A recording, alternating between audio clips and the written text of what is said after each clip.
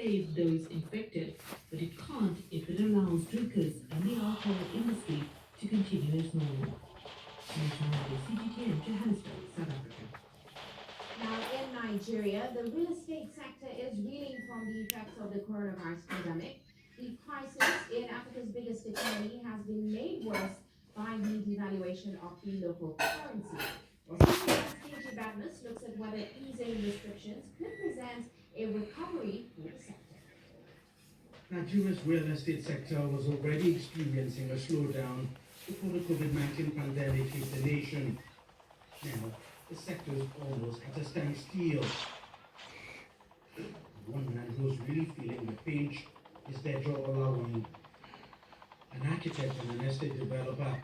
Olawoni has had to drastically scale down his operations following the outbreak of the deadly virus and the several restrictions imposed by the government to curb its spread. To sell a house is one of the most difficult things to do now because the essential services are the ones that are really important because those are the things that have to do with food. Even clothing is very important. So real estate is crashing. It's go all over the place. People are even dropping from expensive rates or mortgages to lower ones because they can't afford it. With buyer supply drying up, work at most construction project sites have slowed down. Real estate developers are unsure on how to proceed in the face of the uncertainty in the industry. Most people that invest in Canada, from Europe, in the market, they have not been importing for months. From January, February, containers are not coming. Even when you want to buy, because of the exchange rate, the prices have gone up. At times double, and 60% increase or more. It's a tough time for a once booming sector that also provides jobs for thousands. Empty houses now lead to major cities like Lagos and Abuja, waiting for buyers. New projects are far and few in between. There's no certainty yet when things will pick up for the sector. Definitely there is a new normal, and the new normal is that things are never going to be the same again. We have to cope with it. We have to slash our prices. We have to encourage people to buy. We have to also make sure that we live safe. Just like Jack Ma said, if we have been able to survive this COVID-19, we have made profit this year. It's those words that have kept allowing going as his business takes a heat from the virus. He remains optimistic that no matter how long it takes, the current difficult period this industry is facing will eventually pass. Secondly, there'll be casualties. CGTN, Lagos, Nigeria. Let's take a short break now, but still to come.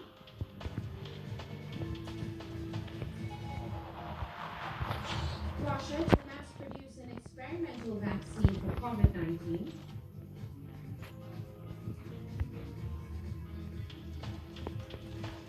And we take a look at measures employed by China as it continues to open up its financial markets.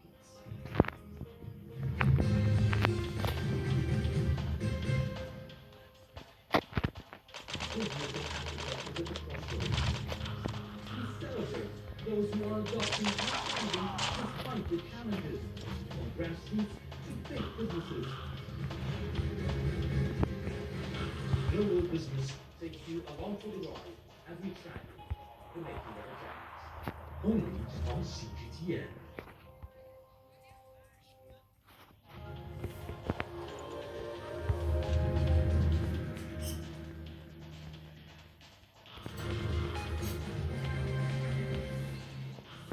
Just about half past the hour, let's recap today's top headlines. The leaders of European tribes affiliated to General Khalifa Haftar have given their permission to Egypt's president and its army to intervene in the conflict. Now, President Abdel Fattah el-Sisi has answered the call by vowing to protect Libya's sovereignty. That, of course, shouldn't be threatened. Libya's East-based lawmakers have also urged for Egypt's direct military support. And the Sudanese government and a coalition of 9 opposition groups have entered into a final phase of peace talks. The government and the Sudanese Revolutionary Front are currently holding face-to-face talks in Juba. The government is also negotiating separately with a second coalition. And the spread of COVID-19 in Ghana has hampered efforts to overhaul the voters' register. The government insists that it needs to be done soon, with just 5 months to go to the general election. While Ghana has won international praise in recent years for the running of its elections, there have been political disagreements over which voters should be eligible to vote and whether overseas Ghanaians should be included. And funding shortfalls are now hampering efforts to contain the latest Ebola outbreak in the Democratic Republic of the Congo. In the last 3 weeks alone, about 28 cases have been confirmed so far. And that is a recap of today's headlines.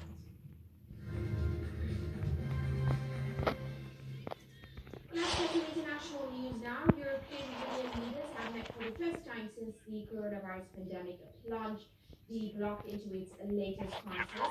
Following the imposition of strict measures, leaders were forced to bump elbows and nod heads as a form of greeting. The 27 EU heads gathered in the Brussels EU headquarters in an attempt to clinch a deal on a multi-billion euro recovery fund for the bloc's economy.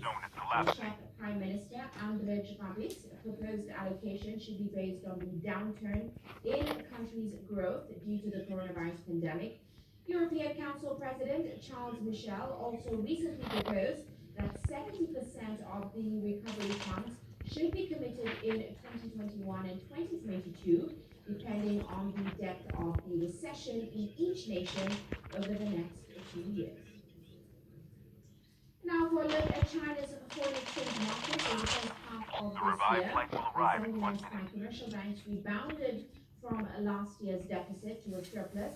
Now, Forex regulators say the improvement showed that foreign investors remain confident about their operations in Chinese banks purchased $950 billion worth of foreign exchange from January to June, while selling $875 billion. That led to a net settlement surplus of $79 billion, up from a $56 billion deficit by the end of last year.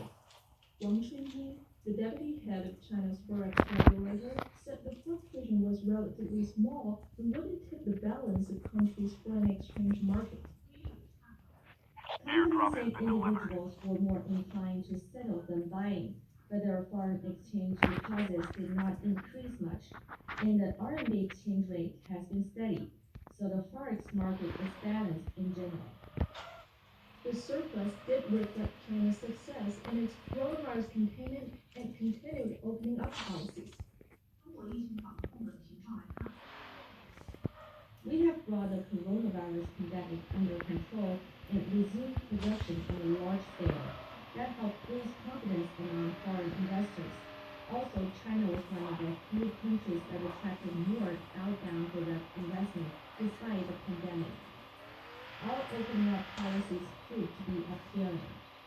China's A-share market saw a wave of sellers by foreign investors in March. That occurred as opening up measures exposed domestic stock markets to more global turmoil. The markets quickly rebounded and attracted $23 billion from overseas in the second quarter. Reduced international travel during the pandemic has also weakened demand for foreign exchange. China posted a $34 billion current account deficit in the first quarter. Officials say that could also reverse to a surplus for the first half of 2020 thanks to a fast recovery in exports. CGTN. Well, let's stay with China's economic performance. Of course, the country did report an economic expansion in the second quarter of this year. While CGTN's Michael Wang now takes us through measures to open up the country's financial markets in the first half of this year. It's been a roller coaster ride for global finance amid the coronavirus pandemic, but the virus hasn't slowed down the opening up of China's financial markets in the first half of 2020. At the beginning of the year, China lifted foreign ownership caps on futures and life insurance businesses. And in April, foreign limits on securities and fund management firms were scrapped as well. Foreign financial institutions took notice, moving to increase their presence in China in a whirlwind first half. In this time, Goldman Sachs, Morgan Stanley and Credit Suisse all received the go-ahead to take a majority stake in their China securities joint ventures. JP Morgan got the nod in June to set up China's first foreign fully owned futures business. Fitch received approval to rate Chinese issuers and insurers, and American Express secured its position as the first foreign credit card company to launch operations on the Chinese mainland in a joint venture. Goldman Sachs and Credit Suisse are both seeking eventual full ownership of its China joint ventures, as is UBS, which received approval to take a majority stake already back in 2018 and currently holds a 51% share in its China JV. Here's Eugene Tian, chairman of UBS Securities. I think the benefits of a majority stake by the group in locally operated UBS Securities come in many different ways. The first one is the alignment of interests of UBS Group globally with the interests of local security JV UBS Securities. So the second benefit for UBS Securities as well as the group is the integration of onshore and offshore business. Meanwhile, China has one of the highest household savings rates in the world. At over 30%, that translates into trillions of dollars of investable assets. This vast pool of potential retail funds has led global asset managers to jostle for ground here in China as well. BlackRock, Neuberger Berman, and Fidelity International have all applied to sell their fully owned mutual fund businesses in China in H1 2020. That's while other fund management giants like Vanguard, VanEck, and Schroders are reportedly planning to apply as well. On the insurance front, Allianz opened China's first fully foreign-owned insurance holding company in January, with HSBC announcing it will acquire the remaining 50% equity interest in its China insurance joint venture in May. Well, first half 2020 also saw China officially removing QFII and RQFII quotas and launching the Wealth Management Connect pilot scheme. The moves are set to drive more institutional funds into China's A shares and spearhead the initial opening of the country's $3 trillion bank wealth management product market. The opportunities for foreign financial institutions are clear. I have to say the most important opportunities in the long run, near, medium, and long run are that the wealth creation as well as the really ever-increasing demand for onshore-based investors. That means corporate investor companies, institutional investor, large financial institutions, as well as individual, especially the high-end wealth management individual, the rich individual, the well-to-do families. When it comes to the real time now is to diversify globally and to do some proper global asset allocation from China.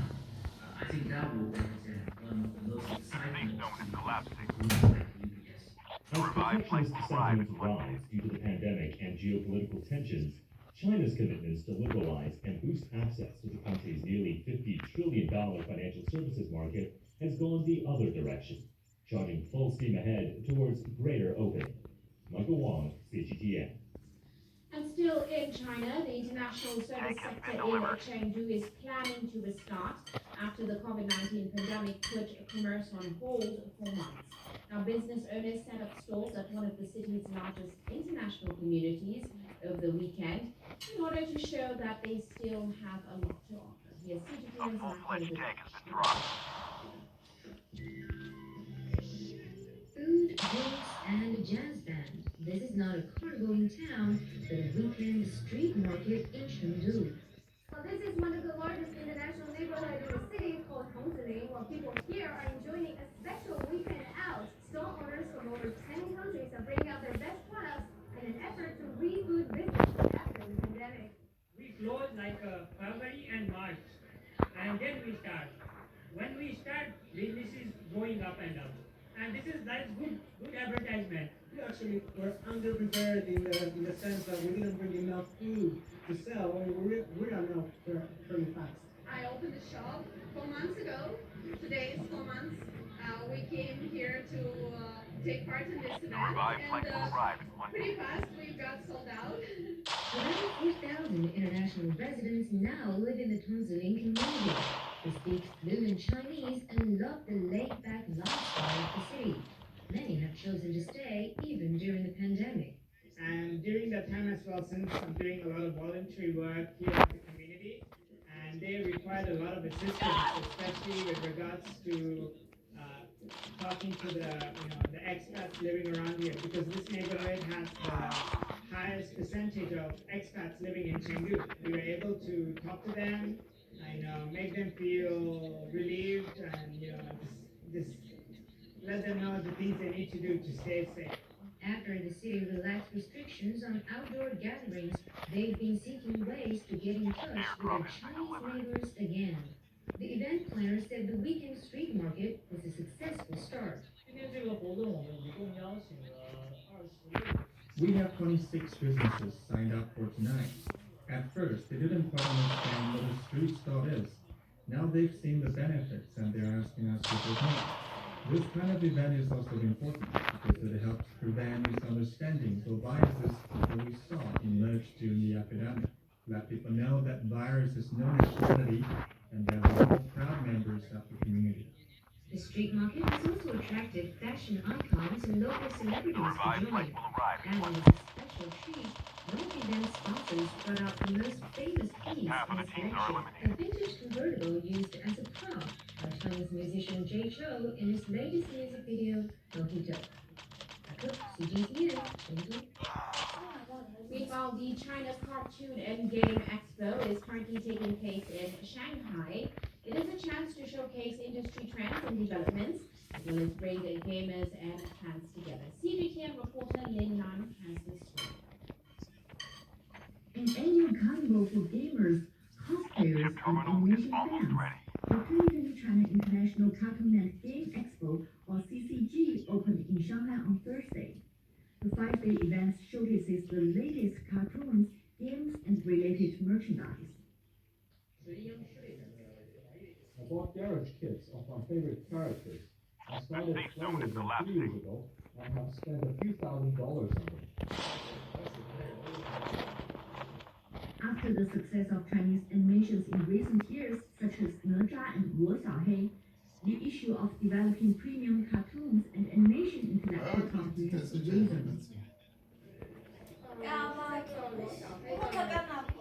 I got some t-shirts and toys of the Chinese animation Luo Xiaohei today. I want to show my support for the cartoon, and it's fun to play with these toys. The design competition called Shanghai Gift has been organized at this year's CCG. It's showcasing merchandise jointly created by Chinese animation IPs and traditional domestic brands. One product is a series of pencil sharpeners made by Auto World and Chunghua Pencil. Auto World is one of the most popular animation series among teenagers in China. It's been producing IP-related merchandise since its debut nearly 5 years ago. In China, the business environment for animation is different from abroad.